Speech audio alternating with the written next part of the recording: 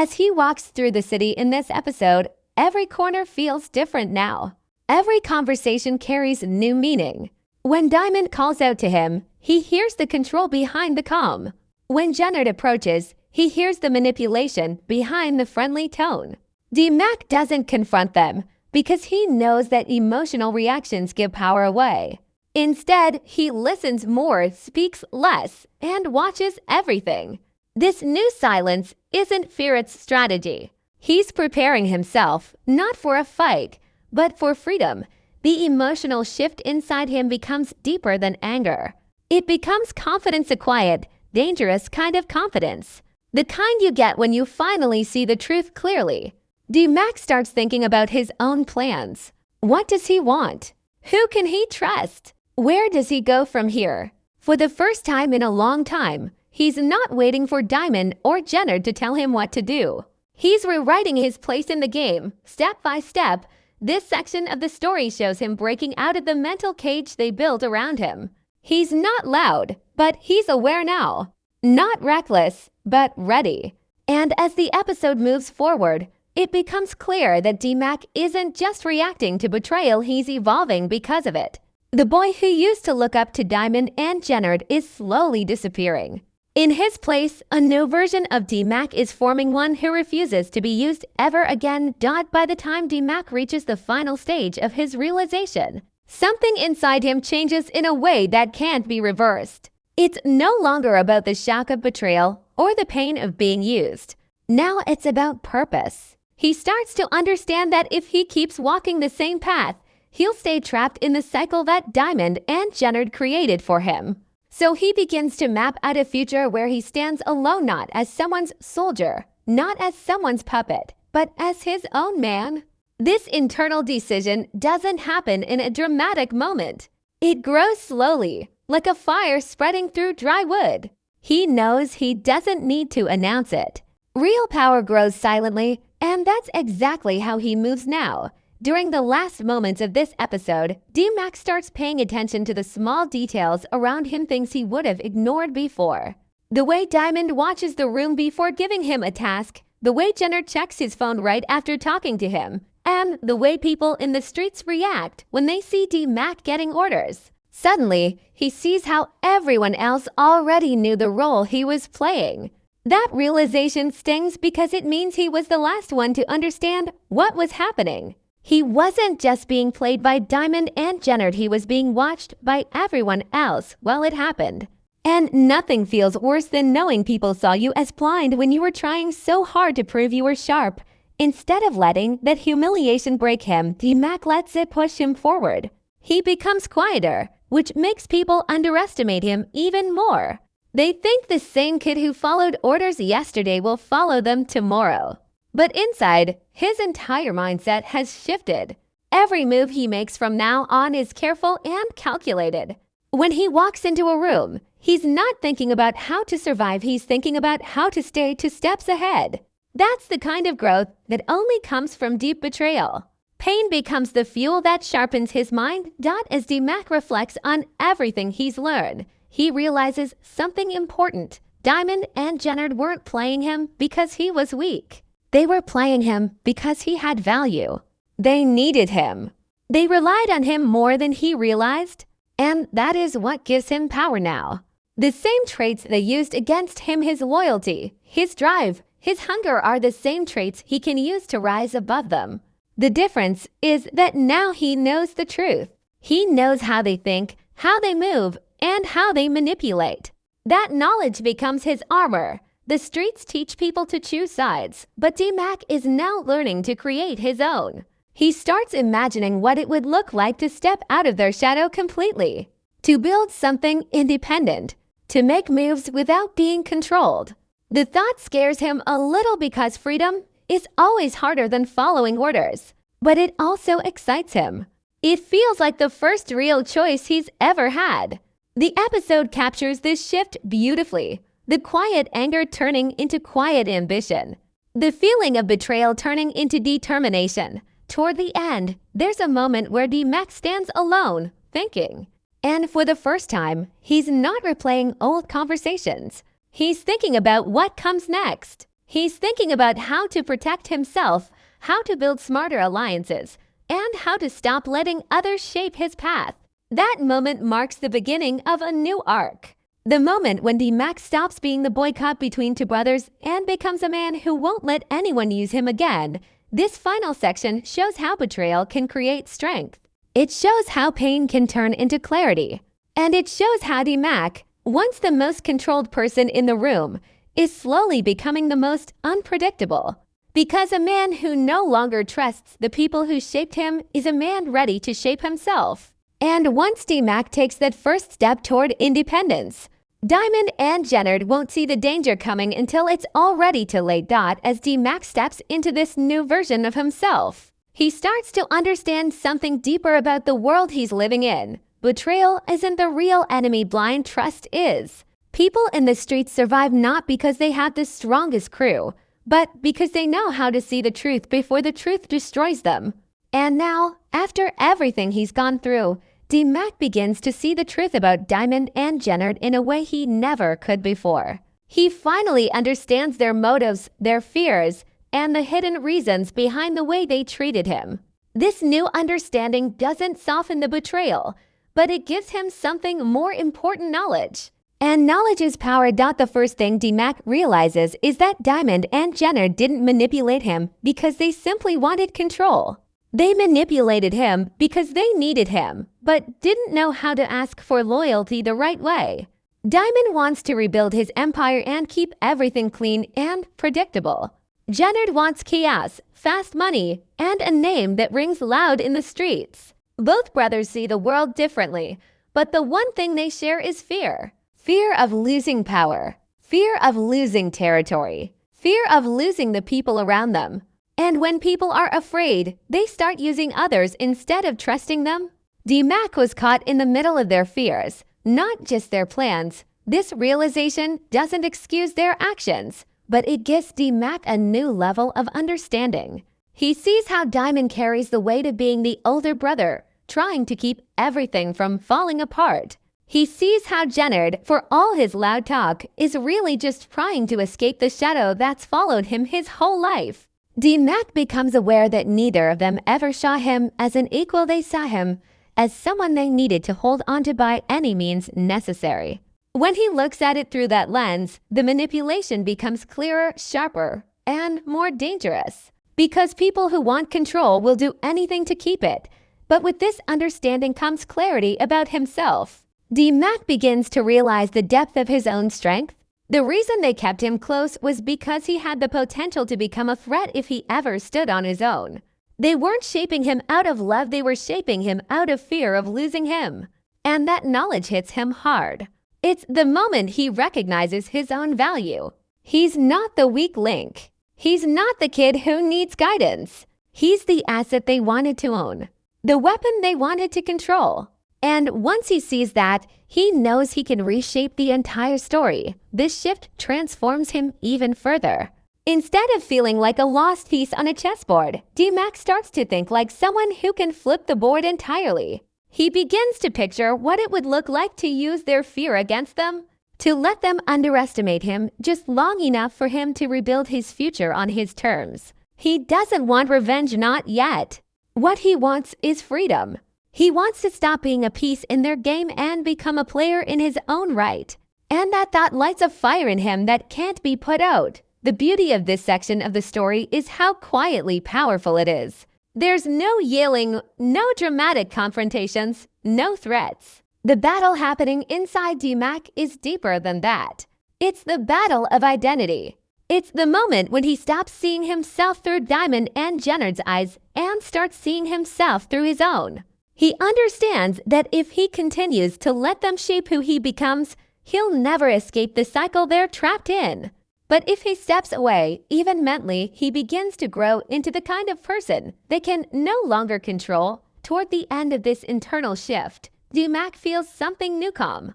Not the calm that comes from trusting others, but the calm that comes from trusting himself. He starts thinking long-term. He starts imagining a future where he builds alliances based on honesty and respect, not manipulation and fear. He realizes that the streets will always be dangerous, But the real danger comes from letting others choose your path. And with that understanding, he begins to craft his own path, one quiet thought at a time. This section marks the moment where DMAC fully steps into his awareness. He doesn't just see the betrayal, he sees the reason behind it. He doesn't just feel the pain, he learns from it. And from here on, everything he does is powered by the strength he gained from finally seeing the truth. The truth that he is stronger, smarter, and more valuable than Diamond and Jenard ever wanted to admit. And now that he knows it, the game will never be the same. Everything DMAC thought he knew falls apart in a single moment. All the loyalty, all the trust, all the moves he made in the streets suddenly feel like a setup.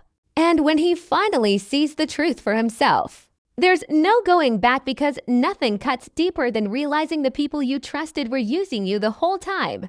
DMAC has always tried to prove himself, not just as a soldier in the game, but as someone who wants to step out of the shadow of the older players running the streets. At the start of this episode, he's moving with confidence because he believes Diamond and Jenard truly see something in him. He thinks they respect his mind, his hustle, and his willingness to take risks. But underneath all of this, there's a silent tension, small things that didn't feel right at first, but now start making sense. Diamond keeps checking on DMAC's every move, asking questions that feel more like tests than real concern. Jenard, on the other hand, plays the role of the supportive one, but even his advice starts sounding like instructions. DMAC shrugs off the feeling at first because he wants to believe they got his back. But sometimes loyalty blinds you to the truth. As the episode builds, DMAC starts noticing how both brothers talk to him in completely different ways. Diamond speaks like he's grooming him for something bigger, telling him to stay focused, stay patient, keep his head down. But then Jenard whispers the exact opposite: move fast, take risks, make noise in the streets. DMAC begins to realize he's being pushed into directions that don't match. At first, he thinks it's just the brothers fighting each other again, like always. But then he catches small hints. Diamond knows things DMAC never told him, and Jenard is already prepared for problems that haven't even happened yet. It's like they're playing chess, and he's the piece being moved around. This confusion starts eating at him. He looks back on conversations that felt harmless at the time but now feel calculated. Every compliment from Diamond suddenly sounds like a distraction. Every warning from Jenard now feels like a trap. DMAC's heart sinks when he realizes he's not being guided, he's being controlled. The streets teach you to trust your gut, and now his gut is screaming that something is wrong.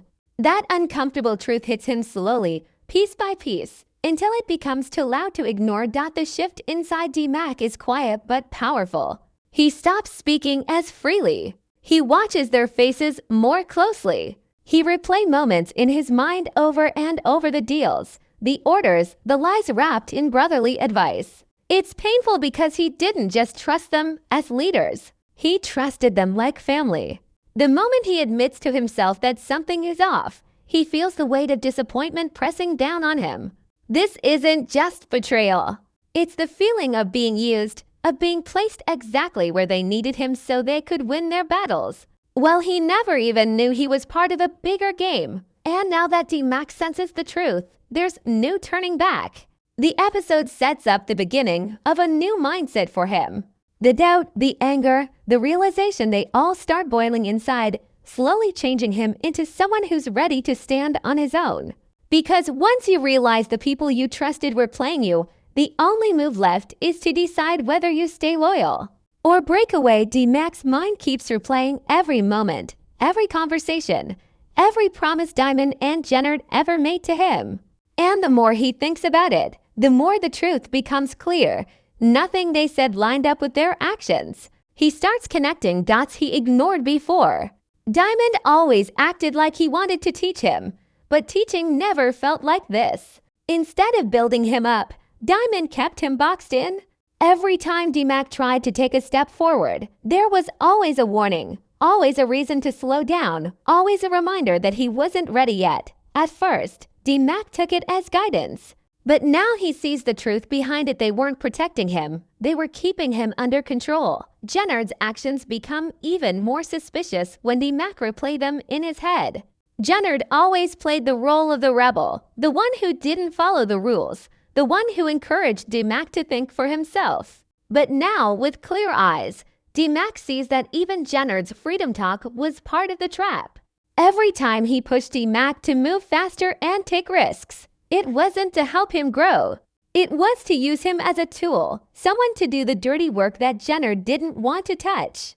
Jenard gave him advice that sounded empowering, but actually set him up for mistakes that would benefit him and hurt Dimac. It's a quiet kind of manipulation one that feels like support, but is really control, disguised as encouragement. As the episode goes deeper, Dimac begins to see how both brothers were using him for their own plans. Diamond wanted to keep him loyal, predictable, and easy to direct. Jenard wanted him reckless, aggressive, and willing to cross lines.